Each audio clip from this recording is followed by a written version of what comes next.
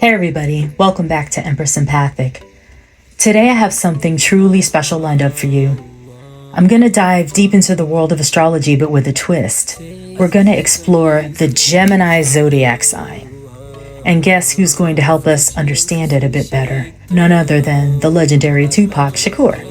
I have a bit of a Tupac story. I met Tupac in 1991 when they were filming the movie Juice. Omar Epps attended my high school, and I was pretty much a quiet individual. And Pac was waiting outside of the school, just talking to people at that time.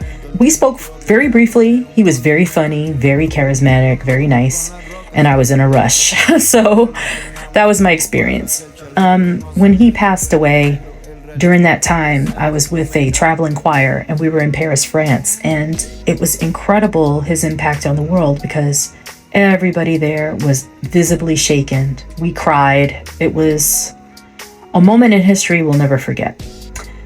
Anyway, back to the story. I'm a Gemini.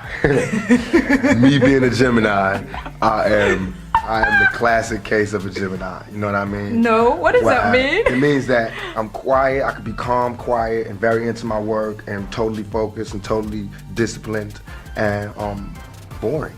You know what I mean? Or I could be fun, but dangerous. Not only to other people, but to myself. Because I'm like a kid in a candy store. All of this is new. I'm 25, you know what I mean? And it's like, got cash, everything you dreamed of, and they've held me back in so many other circumstances that now it's your time to go, and it's kind of hard, difficult to keep yourself from just pressing the gas down all the way. Basically just taking my time and thinking and analyzing situations and trying to think before I do things. I'm very passionate. Geminis, you know, me and Prince, we Gemini, we passionate. I like that. And how do you deal with the pressures? You see it. You see it on the news all the time, how I deal with it. I deal with it like I think any human being would deal with it. It's like, people can tell you, you know, don't do this or don't do that, but my whole mind state is that if we don't ever go outside of the boundaries, we will never change anything, we will never begin anything, we will never start anything. We'll just keep talking about the people who did it once and told us not to go outside the thing. That's just like them telling Christopher Columbus that the world is flat. You know what I mean? I'm doing the same thing. They're telling me you can't do this. You can only rap. And if you rap, you can only rap about this. And then you can't act. And if you act, you can only do the black films. And you know, you can't be you can't be an artist or a celebrity and go out still. And you can't be an artist and still have fun and still be true. I don't like that. So I try to go outside the boundaries. Sometimes it's effective and it's positive. Sometimes it's negative and it blows up in my face. My 5 mistakes were on the news. You know what I mean? Everybody has 5 mistakes they did, maybe 3, maybe 4. I've done about 5 things that are questionable, things that I should not have done, but now it's just like the Reebok effect. I do one thing and it comes out 3 times. I can never change how people see me. I can only try to be better at what I do so that when they do blow it up, it's, you know, it doesn't look as bad. I don't know if I've changed, I've just grown, you know what I mean? I might still make the same mistakes, but it'll be something different about it, because I learn from every time I fall on my behind.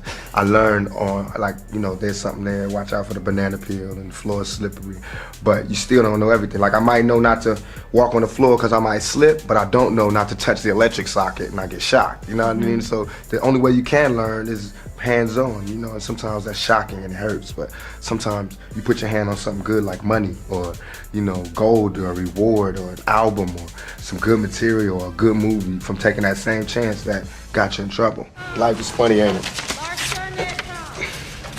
Somehow I don't think this was my parents' dream for me. When one Gemini meets another Gemini. It was a little weird being in the presence of Tupac, and we're very similar. Similar to the point where we almost clashed. Both Geminis, and it was almost like 4 people being in a room. You know, and I don't know if this has any significance, but I was born on an odd day, the 27th, and he was born on the 16th, which equals to 7, an odd day, and we were odd. It was very odd when we were together. I got a chance to go to his house a few months before he passed on, and it was weird.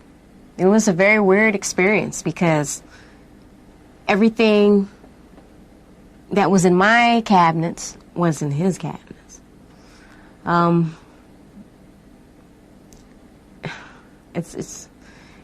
down to the seasonings in the kitchen, you know, the types of food that we ate, the pot set, the chairs that we sat in.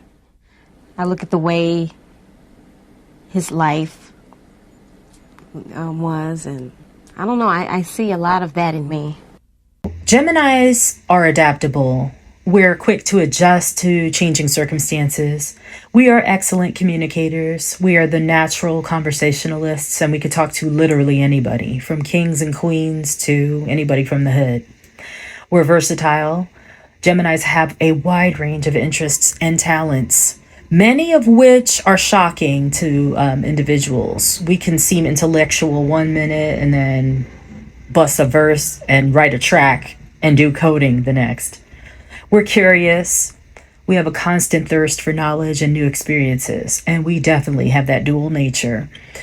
When we were together, it always turned into a lover's quarrel or a lover's nest.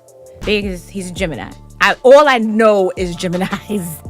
And I've learned how to really deal with Geminis. Geminis, they really are two people. And they're good people too. But when they turn into that other person, it's so hard to identify who that other person is. There's another trait about Geminis that isn't often spoken about. How we could totally flip the script on you in 2.5. We have that legendary anger. Prince had it, Biggie had it, Pac had it, and I have it. Where as we age, it tames. But when I was younger, how I looked would not necessarily be how I would pop off if you came for me, which is why we don't send for you. It's for your safety. I remember the Naomi Campbell stories of cell phones flying at assistants' heads. Just throwing that out there. Anyway, thanks for tuning in, and we'll catch you in the next video.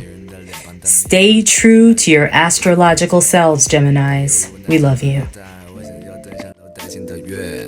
我意思你应该明白，这首颂我想你能够听见。